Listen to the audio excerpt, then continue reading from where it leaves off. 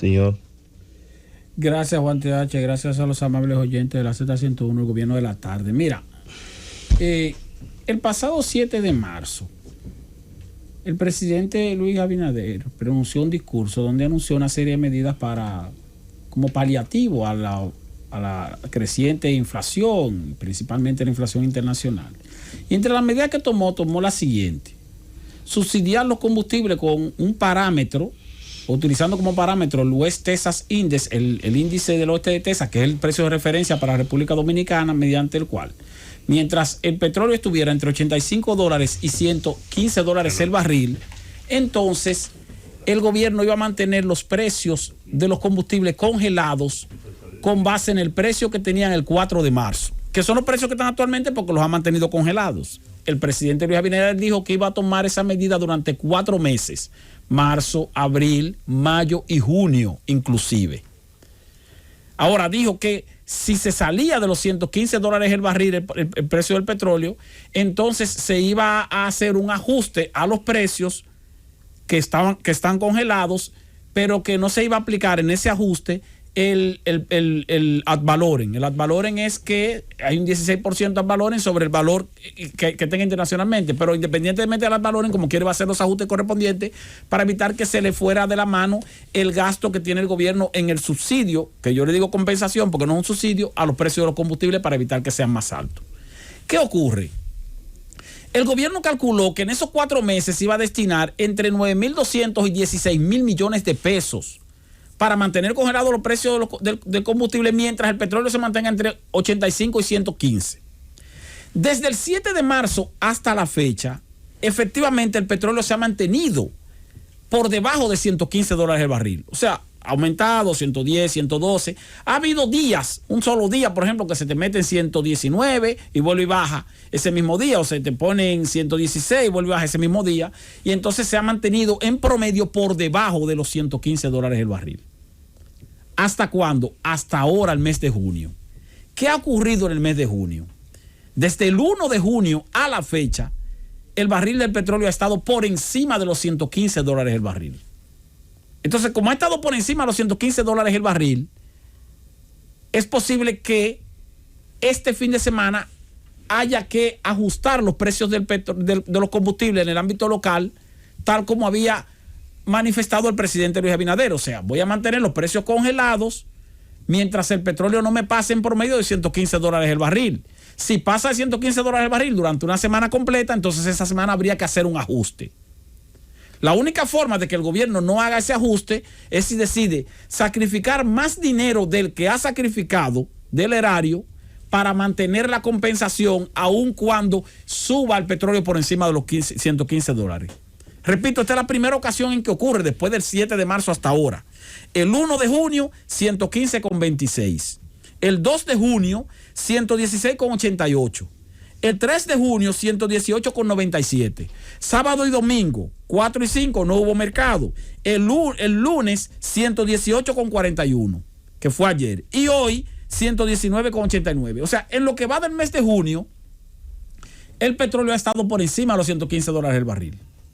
Ahora, hasta mayo de este año, el gobierno había destinado 17,000 millones de pesos para compensar el precio de los combustibles en el ámbito local.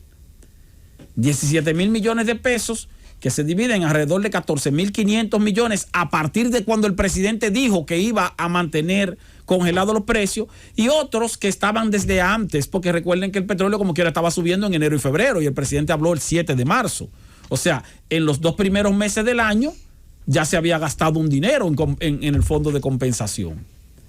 Ahora, yo conversé esta mañana con el señor Rijo Presbó y le dije, bueno, pero ¿y por dónde anda el subsidio hasta ahora, el subsidio o la compensación? Bueno, hasta la semana del 4 al 10 de este mes, que es la semana vigente, o sea, el precio que se fijó la semana pasada, que es el precio que está vigente del 4 al 10 de junio. El gobierno había destinado en compensación a los precios de los combustibles 18,968 millones de pesos. 18,668 millones de pesos, sin incluir el cálculo que ha de hacerse esta semana en que va a ser con base a un petróleo por encima de los $115. Por lo tanto, hay una de dos posibilidades. Es posible que el Ministerio de Industria y Comercio, si no recibe una instrucción previa del presidente de la República, tenga que aplicar un ajuste en los precios de los combustibles a partir de este viernes.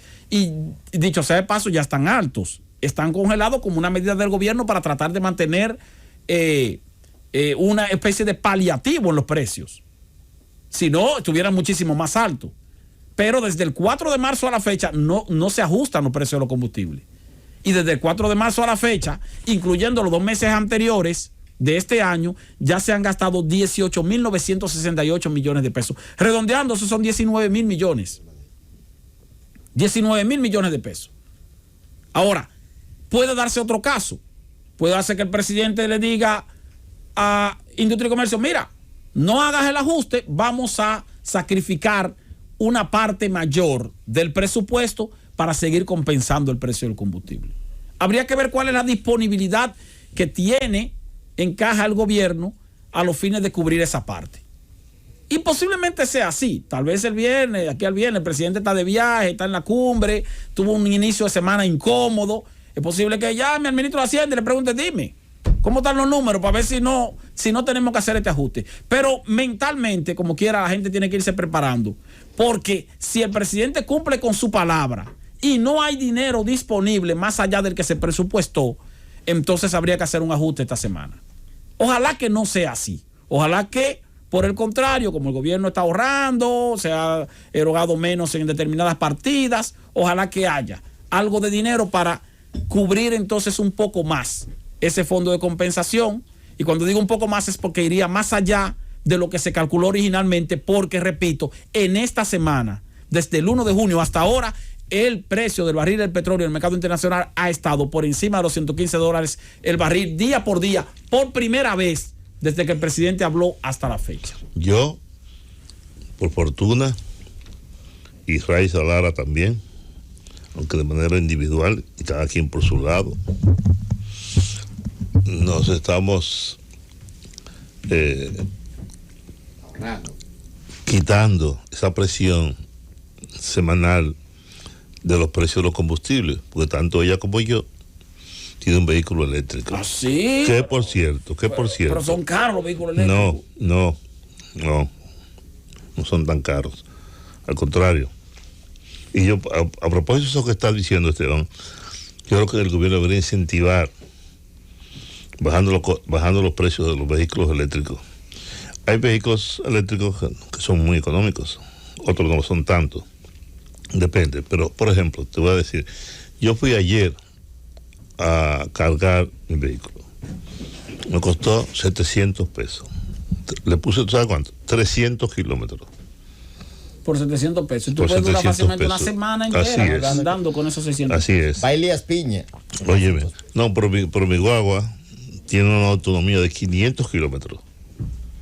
Va y viene. De 500 El kilómetros. punto con eso es que el gobierno está en una disyuntiva con eso. Y la disyuntiva no es la falta de generación, porque en total, como quiera, puede haber generación. Además, se pueden poner paneles solares en los cargadores. Hay países donde hay cargadores de eléctricos para vehículos que tienen paneles solares, por lo tanto, no se gasta energía eléctrica. Pero aquí el problema es, discúlpame, el problema es que el negocio.